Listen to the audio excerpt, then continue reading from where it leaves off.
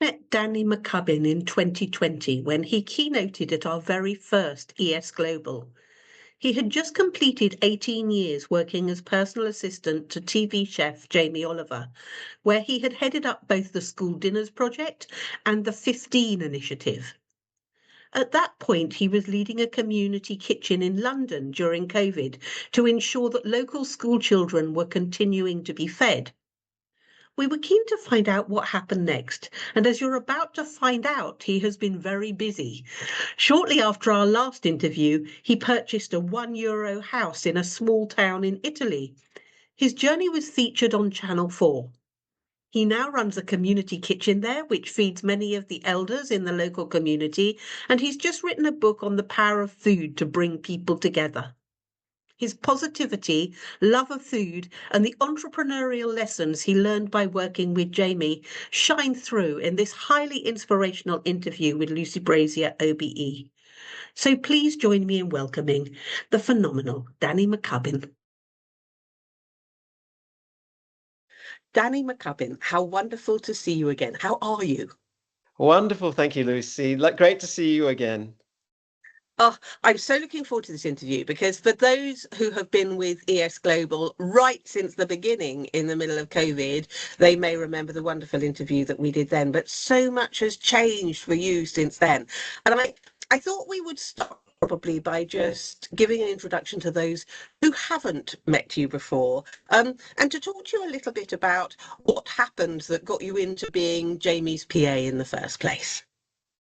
Fantastic. Thank you, Lucy. So my name is Danny McCubbin. I'm an Australian who, like many Aussies, ended up living in London in 1998. Back in those days, I was temping with Adecco, of all places, which was a beautiful experience, getting to know many different organizations, getting to know London, but basically just traveling back then. So I would temp for a while and then go traveling. And then 2002, 2003, I really wanted to call London home. So I sent my CV out to everyone I knew.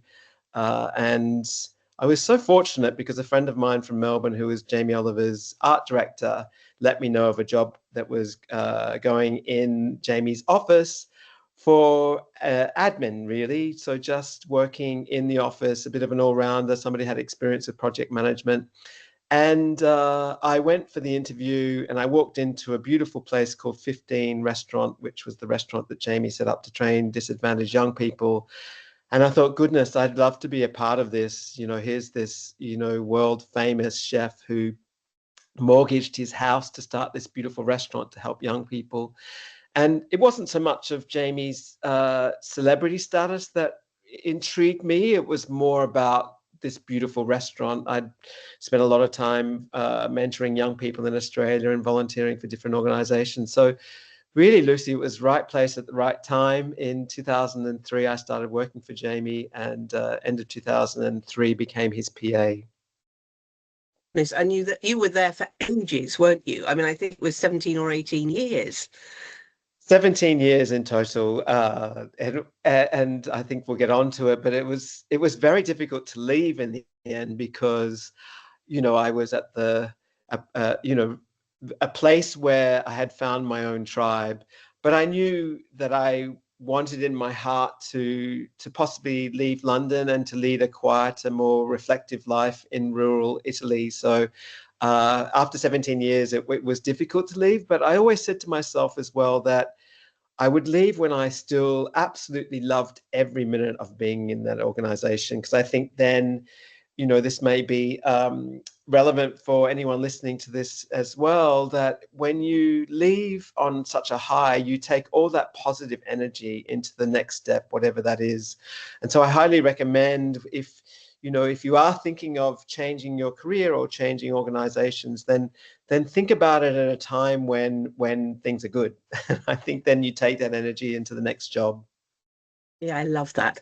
Now, look, you were really instrumental in establishing 15, and it was such an amazing project. But can you talk to us a bit about what your specific role was within that project and what it's like to be part of such a significant venture? Because it really was changing lives. It sure was, Lucy. So when I started in the company, I think there were 17 or 18 of us in the entire company. So that was separate from 15 Restaurant, but our office was above 15. So for those who didn't know, 15 was a restaurant where a social enterprise where we trained hard to reach young people. So we had a lot of young people that were from gangs in East London, from prisons, or just others that had struggled in life and hadn't found their passion or what they wanted to do. So Jamie's philosophy was he struggled at school. He's very open about being severely dyslexic. And so he opened this restaurant with the mission that you can train any young person to become a chef. So chefing is a career, a great career. And so we opened the restaurant in 2002. And with the mission to train hard to reach young people to be top class chefs, and then they went on to become working in the industry in London. So back in the day, everyone was involved with all aspects of the business, and that's what I loved about it when I started working for Jamie. Here is this restaurant that the office, it was such in close proximity. So we all got involved in, fundraising for the restaurant, running the restaurant. And for me, because I'd had experience with mentoring young people, I actually completed a life coaching course to mentor the graduates from 15. So back then, very often they would leave the restaurant, leave 15, go out into the restaurant industry in London and struggle. So that really was a major turning point for me. And the 17 years I was with Jamie, I was always involved with 15, particularly with mentoring the young people, making sure they're okay, which started my passion then, and my mission to help more young people led me to lots of different projects. There's such a buzz at the moment within the administrative profession about the fact that there's very little career progression and very little opportunity to rise within a company unless you shift jobs. And I know you did shift jobs in the end, but the administrative career on its own allows you to do so many things, such a variety of work, I think. Absolutely. So for me, always, I am a big advocate of uh, taking opportunities to learn more in your organization or volunteer for within your organization. So, for instance, no matter what position I held within Jamie's company after I was his PA, I always was involved with and put my hand up to be a part of working groups and other parts of the organization. So, for instance, our CEO at the time started a diversity and inclusion working group. So it was really how to make the company more diverse in terms of hiring policies. And I put my hand up immediately to be a part of that working group. And that was then, it leads to other, you're mixing with other staff members, and you're learning more about the organization, which can lead to more fulfillment in your role too. So I think that's, if I can really give some kind of impart sort of my experience and knowledge, sometimes in an admin or administrative role, it's not so much about changing jobs, it's about really making the role more interesting for you. So if you put your hand up to be a part of, for instance, the adversity and diversity and working group like I did, then your job becomes more interesting. Being part of the social team, or being part of if the company is looking at doing any community-based volunteering as well. So sometimes I think it's, we all get bored in what we do at certain points in our life, but it's just then about how you bring positivity and energy into it. And I can honestly say in the 17 years, if there were tough times for me personally, I would then look at other opportunities to give back. And that really was the foundation for, and Jamie gave me those opportunities, and he really trusted me, and he really invested in me as a person, especially around 15 and mentoring young people. Of your passion for learning. And I say so often to assistants, you know, we should be concentrating on what you want to do rather than what you want to be. A title is a title, but I think the thing with being an assistant is you have your finger in so many pies. And for you personally, it's clear that learning and giving back is absolutely at the heart of what you do. So working closely with Jamie, what were some of the biggest lessons that you learned about leadership and creativity and running a business? Because now, of course, you're running your own business. So we'll talk to that Yes. later. Yeah. I think, Lucy, it was such an exciting time. I mean, I became Jamie's PA when we just started the school dinners project. So Jamie, we changed the way that the government was feeding children at school. And I think the biggest lesson I learned from Jamie, so you imagine back in those days, I was sitting there at meetings with like Channel 4 and the production crew and government officials, on this mission, Jamie's mission to feed children in the UK. And what was astounding for me was I would listen in the meetings and take notes for Jamie and be there. There were two things that really stood out for me. One, I just always assumed that when I became his PA that I would be office-based and arranging his life and diary for him and making it easy for him. Yes, that became a part of the role. But I never forget the first big production meeting for school dinners, where I met him in the morning at 15 and ran through everything and said, in the afternoon, you've got this meeting. And he said, okay, well, I'll see you there. And it was just so beautiful that he invited me along to those meetings and trusted and really wanted me to be a part of it. And then the second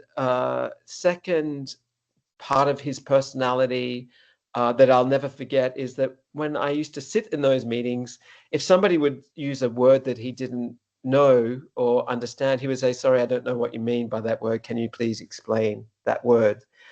And it was so beautiful to know that somebody in, this sort of position of authority and power could yet be so vulnerable to say, I don't understand that word. And it was extraordinary to see then understand then and use that word in a sentence and really process it. So I think for me, it's really about him being vulnerable.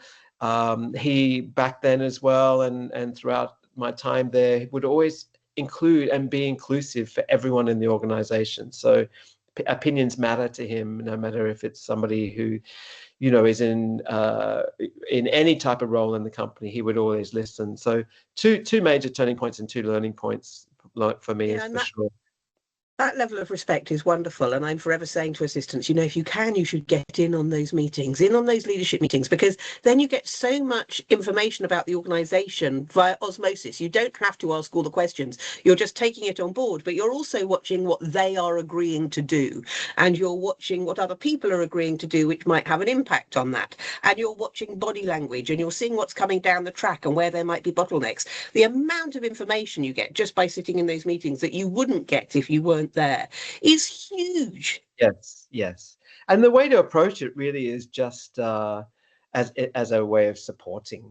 So, that the note taking, the little nuances, as you say, is really important. And that's, I think it's the small nuances in an organization that really help. Body language, as you said, is so important. But yes, I definitely agree. And there's a way of approaching it, not by saying that you need to know everything, but really as a way of support. For sure. So you were clearly very involved with 15. How did that shape your view on food and on community and on social responsibility? Did it influence you in your decision to start the Good Kitchen later on? Yes, definitely, Lucy. So, it was just an incredible restaurant when you would see these young people who had always been told what was wrong with them. We used to say at 15, let's ask these young people what's right with them, not what's wrong with them. To see them shine, to see them, I'll never forget one of the apprentices the turning point and a beacon and a light when he became really good at making pasta, you know, and was told by Jamie or told by the chefs, like, this pasta is the best pasta I've ever had. You know, you start those moments of focusing on what is right with these young people, and then the transformation can be extraordinary. So my grandparents were farmers back in Oz, and I grew up with knowing about food and where good food comes from and how to plant and grow and cook. So I've always known that food, you know, it's the one thing we all have in common. So it is a way of breaking down barriers and bringing people together. So it's really informed. I knew when I was going to leave working for Jamie and leaving London, I wanted to set up my own small community kitchen. I'd had the experience during the pandemic of setting up 2 very big communal kitchens in London. It was challenging for me because in the end we were serving around 1,000 meals, but all of our volunteers and chefs were never getting to meet any of the people that we looked after. And I think that's really important. I knew I wanted to set up something that was tangible, that was small. I don't take a wage from the community kitchen, so I still, you know, it's completely voluntary. So I wanted to make sure that whatever I did was manageable, containable, tangible, and the results of what we do were really, you could see. So we're open Thursday, Friday, Saturday, Sunday. We rescue food from the supermarkets. We've rescued 24 tons of food in 3 years. And then we put that food to good use. So we send food packages out to families. And then on Sunday, we have this beautiful Sunday lunch where people from all walks of life come and break bread together. I love that so much. And I love also the fact that you were one of those people who bought one of those €1 houses. So I saw you on TV. Channel 4 did a wonderful documentary all about it. But talk to us about that journey. What inspired you to make that move? Well, I mean, I guess buying a house for €1, they're a bit decrepit and you have to do them up. Yeah. But what an opportunity. Sure, Lucy. So, you know, when I left, resigned from my job, it took, I think, around 6 months to actually leave because you know, I had a job. My last position in the company was culture manager, which was for 2 years. I was responsible for the food ethos internally for the organization. So food education. I had 2 chefs that I worked with, and we did all the food in the organization. So, you know, that I loved that job, but I knew that I wanted to live in Italy. So I'd been volunteering for San Patrignano, this beautiful community, the world's most successful drug rehabilitation community in Italy. So I always just envisaged that perhaps I would go and live in the community, volunteer, apply for my Italian residency before the end of the Brexit transition period. That was really important to me as an Aussie that moved to the UK. My grandparents are from, my grandfather's from Scotland, so I was able to get my British citizenship. And what I loved about that was that I was able to live and work throughout Europe. And then when Brexit sadly happened, that was taken away from me. So it was always my dream to somehow live in Italy. And I never knew how I was going to do that. It's very interesting. So for anyone listening to this, if you are thinking about a career move, or you are looking at sort of changing the way you engage in the world on a major scale, I remember when I had resigned from Jamie's, I was trying to force for those 6 months, right? I can, you know, maybe I can do more public speaking, maybe I can do more presentation, maybe I can blog, maybe I can write. And nothing really stuck, you know, about how I got to Italy. And then I was like, okay, I give up. And I didn't give up as I was defeated, but sometimes it's like when you want to manifest something, sometimes you have to forget that you have what you're going to manifest. So if you're always looking at, like, you know, I need a new job, I need a new relationship, I need a new car, I need a new whatever, if you focus on what you need, then you're not going to receive that. I think sometimes you need to let go of it. So I let go of my dream to move to Italy and just focused on the present, you know, focused on ending well in the organization, finishing my time in London. And lo and behold, when I did that, my friends started sending me all these articles about these €1 houses that were for sale in Italy. Beautiful programs started where, with depopulation, a lot of elderly people, their families have had to leave to go and find work on the mainland in different parts of Europe. And so these houses were left standing And then the government said, okay, well, rather than the family paying the taxes on the houses, we'll take them over and we'll sell them mostly to foreigners for €1. So I bought a house in 2019 at the time that I was leaving. Beautiful house. And my dream was always to start a community kitchen. Fast forward to 2020, when I left and the start of the pandemic, I wasn't able to get to my house. So I purchased it, but it sadly suffered a lot of damage during the pandemic when I was in London, and the house kind of crumbled. But my dream was still to be a part of Italy. So even though I couldn't live in the house, I moved to this town at the end of 2020, before the end of the Brexit transition period. Because I owned the house, I was able to apply for my Italian residency. And then I said about, okay, I'm not going to launch the kitchen in this house. I ended up selling it back to the agency for €1. And then I just looked for a space to open the Good Kitchen, which we did in the main town square, July 2021. Yeah, such a wonderful story. And you look so well and you look so happy, which is great. I I wonder, I mean, clearly there were lots of things that you learned, but what were the transferable skills you took with you? Because launching a business is no mean feat. For sure. So I think the biggest skill that I learned from all my time in London and my time with Jamie really was to look after myself first and foremost. So I was burnt out in London for sure. I think I got onto that treadmill of, work and living in London. I had a few health scares in London, which really prompted me to look at the time to leave and lead a more quieter life. So first and foremost, always look after yourself. So now I have this beautiful reflective life where the kitchen is open 4 days a week, and then I have a small little farm where I grow olives by the sea, and then I spend 4 days a week here at that farm. And so the biggest lesson really is just, take care of my mental health, my well-being, and my physical health as well. So lately I've been getting into fermenting, which has just been incredible. I just become quite obsessed with fermenting. And then in terms of opening the Good Kitchen, again, it really is not, I've had offers to franchise the kitchen and major investments and let's do good kitchens all over Italy. And, as much as that's kind of attractive, I stay true to what it is that I wanted to do when I opened the kitchen, which was to keep it small, containable, and then always to have the results of what we do. So we have, beautiful nonnas that come and cook with us on a Sunday. We have a women's circle, a group every Friday now at 4:30. So sadly in the town of Musamelli, there's not a lot of social services, and strangely enough, women still sometimes don't have a voice in the town. So I'll give you an example.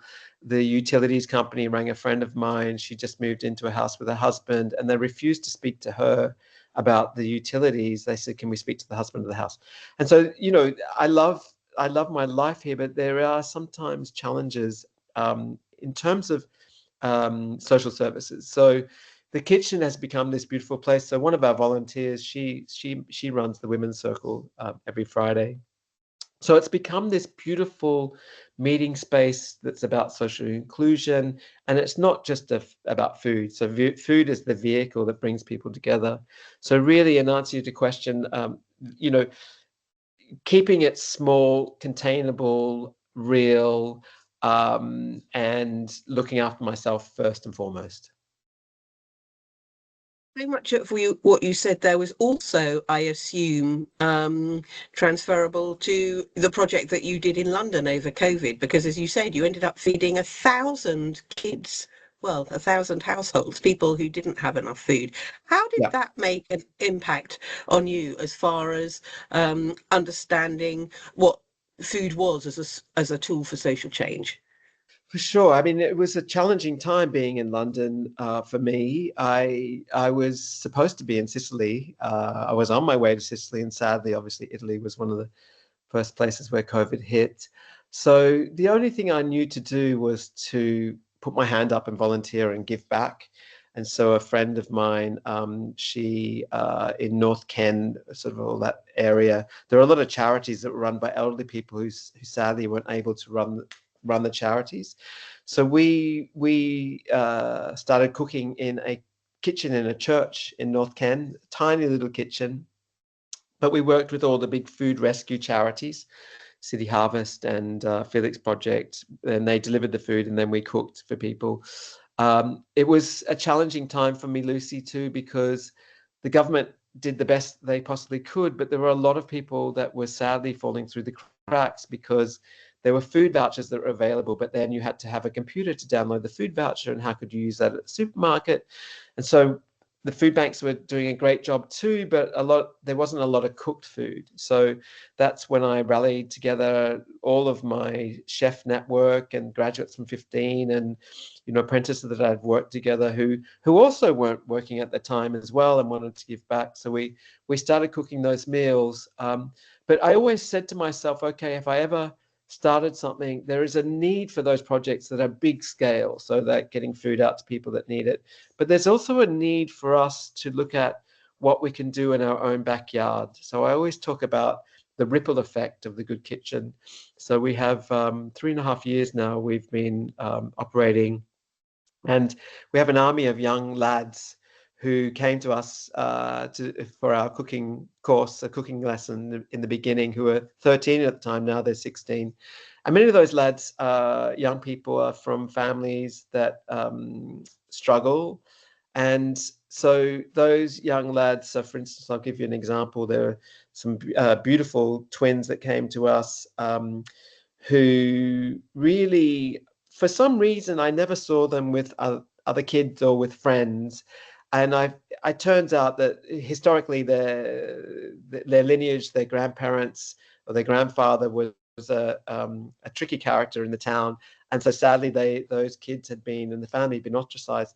So through coming to us, through volunteering, through kind of becoming good at something, harking back to my days at 15, investing, telling these young people that what they are good at, they started learning life skills, and suddenly they were holding themselves up, straight and looking you in the eye. And so their teachers and their neighbors would come to me and say, look, the twins have been transformed.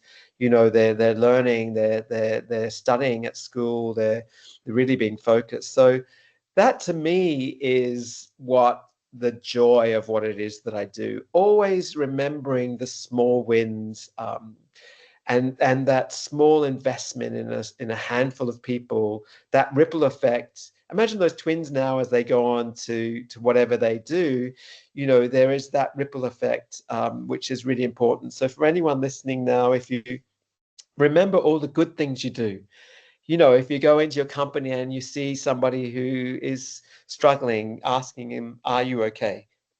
Taking them for a coffee, investing, those small little moments, from the moment you wake up to the moment you go to sleep, those ripple effects can have a great effect with the world, and particularly with the way the world is at the moment as well. Yeah, for sure. And listen, I see that you've just done a book. I mean, that's just so wonderful. And The Good Kitchen is what the book is called. But what inspired you to write it? And what's the messaging that you're hoping people will take away from that? Yeah, thank you, Lucy. It was quite a journey writing the book, the publishing.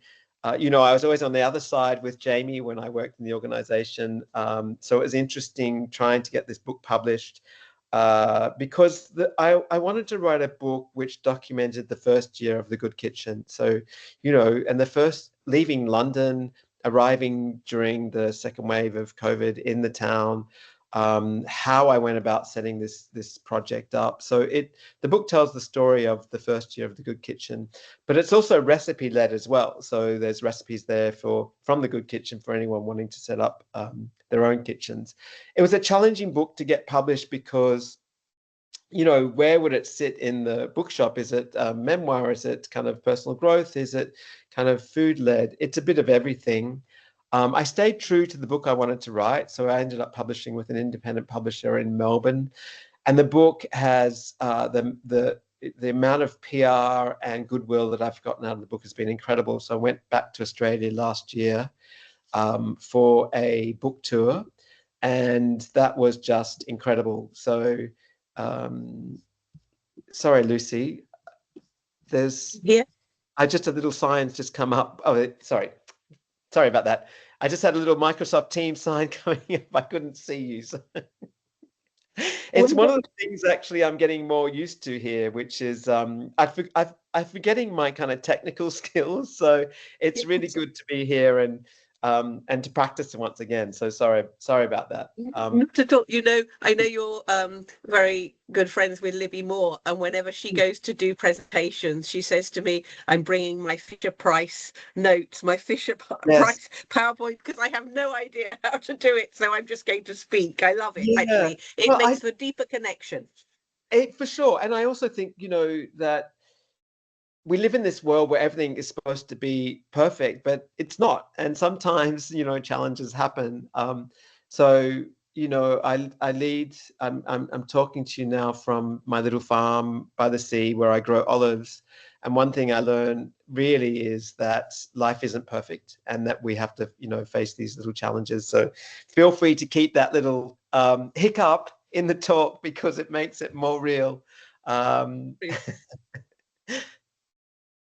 Lovely. So look, I think the next question I wanted to ask you was about giving advice to people who are maybe at the end of their administrative career or feeling it's not something that they particularly want to do, or have an amazing idea to go off and do something entrepreneurial. What advice would you be giving them?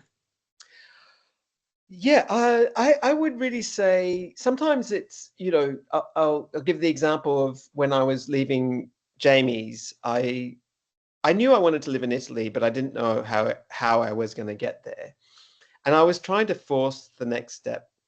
And so my best piece of advice is really to set your intention and set those goals. So I'm a big believer in writing. So I do morning pages where in the morning, after I practice some mindfulness, I'll just write, pages of what is going on in my mind. And some of it's not pleasant at times, but I just get it out there.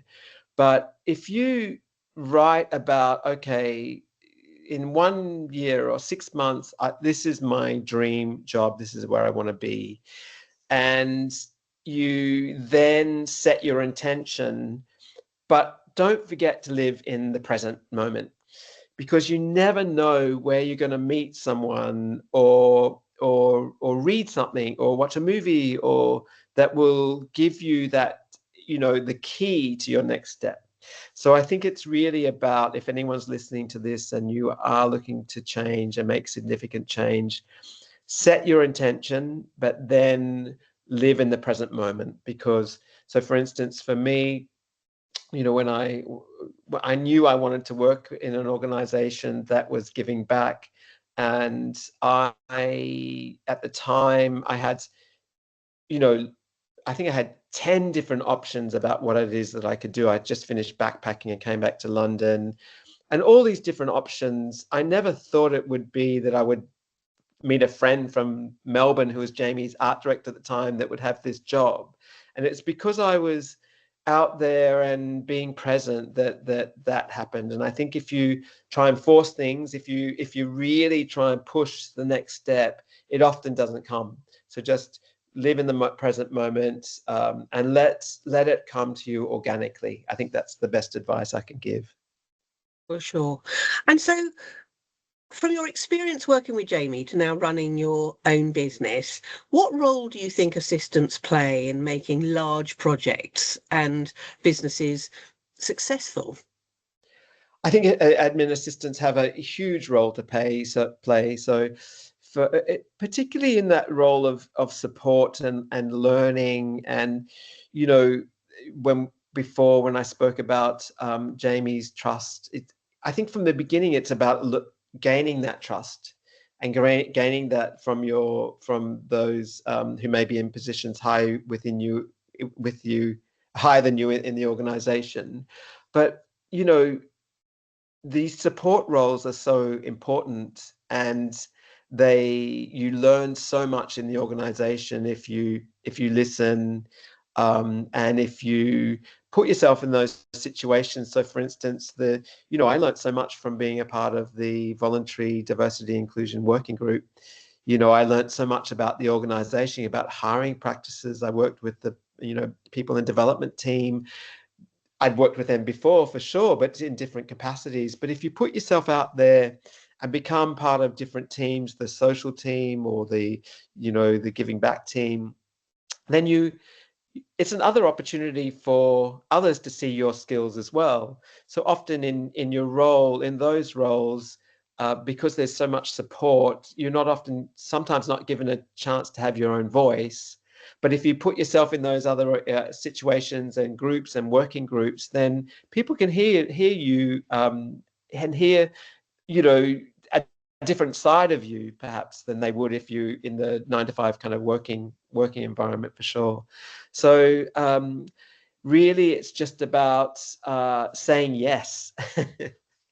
even even if you don't want to, even if everything's telling you I'm too busy, I've got this going on, saying yes sometimes is, even if your mind is telling you all the reasons why not to, saying yes can have huge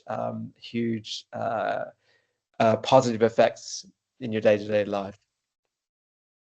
Mindset, which says I'm here to learn from the people I'm working with, as opposed to I'm here to do a job. I think if you shift to that mindset that says this could be an education, I have the opportunity to learn from some quite brilliant people around me and to absorb that information, it's going to be helpful in your career later. But I also love what you say about trust, because to me, trust is the glue. It's the foundation of the relationship of the executive assistant with their principal, because it's the heart of communication. And so if you don't have trust, you can't have communication. And having said that, it does for most assistants, I think, take between 12 and 18 months to get there. I hear so many assistants who say to me, oh my goodness, they don't trust me. And I say, well, yes. And how long have you been there? Oh, 8 months. I'm like, well, you can't build trust like that in 8 months. You've got to go and do all sorts of small things immaculately, as well as the big things. It's the detail. It's making sure that you are true to your words, that you are living with authenticity, that they can see your passion for the work, and that really when you say you're going to do things, you deliver. And that trust then grows into allowing you to open up your career to do a myriad of different things that maybe you would never have thought of doing. Yeah. Also, I think it's about trying not to compare yourself to others. I think that's a trap in bigger organizations where you look at what somebody else is doing or where they're at or the way they operate and forget what you're doing. And then also find good mentors in the organization. So look at those that have gotten to roles where you would love to be in and talk to them, take them for a coffee. Like, how did you get there? What did you learn? Mentors I'm a big advocate for mentorship. And then also, there's a famous saying about once you take the escalator up, then descend it back down for the next group. So, look at who's starting in the organization and be open for mentoring them. I mean, mentoring is beautiful because when you mentor, you get so much out of it yourself. So, yeah, really. And that key point about not comparing yourself to others and not being concerned about what others are doing in the organization. Even at times, it can be challenging when you see things you don't actually, which push your buttons. Just stay in your own lane, stay focused, for sure. I have to say it was one of my favourite sessions this year that we did. We were in South Africa and Libby Moore had sponsored one of our girls for our Recipo Foundation, where we take kids out of some of the townships and we train them for a year to become assistants, and then we help them to find work at the end of it. And she had decided she was going to mentor this girl, and the two of them have had this relationship over the last 3 years where they speak almost every week. And so I had them both on stage talking about what they had both got out of it, and there wasn't a dry eye in the house. I think for many people there, they hadn't thought at all about what it did for the mentor as well as for what it did for the mentee. Absolutely. I mean, that's the key to any mentoring session, any mentoring arrangement, is that it's a mirror, right? So whatever you're giving, you're reflecting back to you. So I'm a big advocate for mentoring. So, for administrative assistants in the organization, if there isn't a mentoring program, I mean, maybe that's an opportunity to start something. So look at, you know, that you could start a team, start a group. You know, we were very fortunate at 15 because we had a lot of organizations wanting to teach us to be mentors, which was fantastic. I love that. So listen, what's next for you? You've written the book, and I really hope everybody goes buys it because it's fabulous. It's with me. It's in Spain, which is where I live. And you know, I had the same problems over COVID. I was caught outside of Spain and living in London, and we ended up in a church house because we had nowhere to live. Terrible, terrible. But you're right. Do you know, it's so funny, isn't it? I hear from so many people it was one of their happiest times. I know it was terrible for an awful lot of people, but really, I get just the amount of connection and the getting out into nature and reevaluating what we really wanted. But I'm digressing. I want to know, as my final question, what's next for you? What's next for the Good Kitchen? I mean, you said you don't want to grow it so it goes right the way across Italy, but what are your plans? And what's next for you in terms of personal and professional journey? Thank you, Lucy. Yes. So the Good Kitchen is running beautifully. We, as I said, open Thursday, Friday, Saturday, Sunday. We just launched last year. We received a small grant from the Antonio Coluccio Foundation. So Antonio was a friend of mine. He was an advocate for investing in young people as well. So we launched a workshop to help young chefs really to develop their skills in community cooking. So that's my background. That's what I'm also passionate about. So this year in October, we're getting a group of 6 young chefs from all over the world to come together to the Good Kitchen, and those chefs apply to us with an idea. So they may want to, you know, their restaurant to be more community minded. They want to start volunteering in the community kitchen.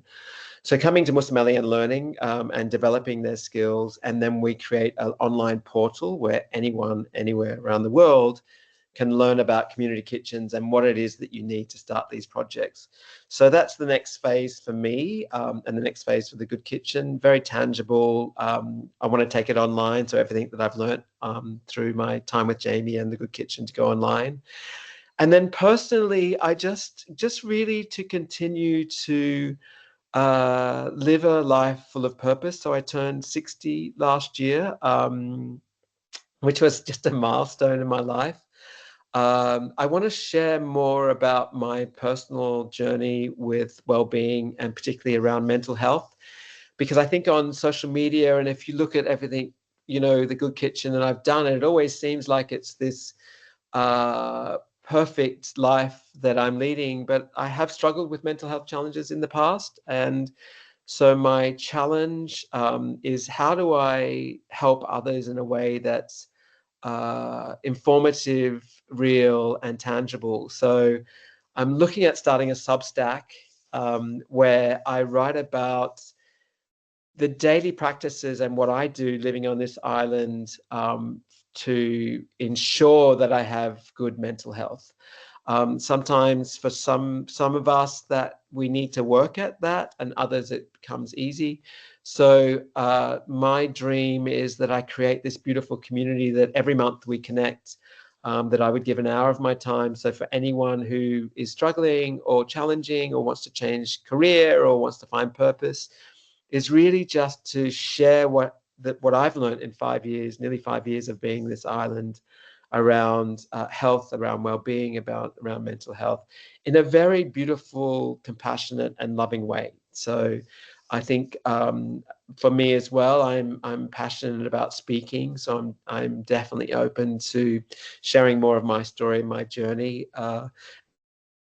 out there a bit more. So I tend to lead this kind of monastic, quiet life in Sicily, but I need to be out there a little bit more, sharing what it is that I do and what it is that I particularly do around making sure that I've got good mental health.